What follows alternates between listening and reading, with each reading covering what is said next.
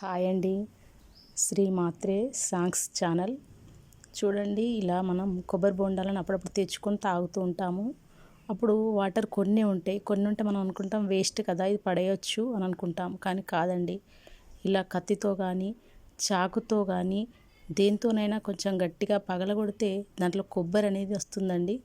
అది తింటే చాలా ఆరోగ్యానికి మంచిది. కొబ్బరి బెల్లం ఇది శ్రీఫలం అంటారండి. కొబ్బరికాయ మనం దేవుని ముందు కొడతాం కదా, కానీ ఇది పచ్చిది అన్నట్టు. కొబ్బరి బోండాం ఇప్పుడు ఎండాకాలం చాలా దొరుకుతాయండి. మీరు ఇలా ఒకసారి ట్రై చేసి చూడండి. వారు తక్కువ ఉంటే పడేయకండి, వేస్ట్ చేయకండి. మనం డబ్బులు పెట్టి కొనుక్కున్నాం కాబట్టి దేన్ని కూడా వేస్ట్ చేయొద్దండి. ఒక్కసారి చూడండి, దాన్ని పగలగొడితే పచ్చి కొబ్బరి వెళ్తుంది. తినండి, బెల్లం కలుపుకొని. ఆరోగ్యానికి చాలా మంచిది. చూడండి ఎంత బాగుందో. బెల్లంతో కలుపుకొని తింటే చాలా చాలా బాగుంటుంది.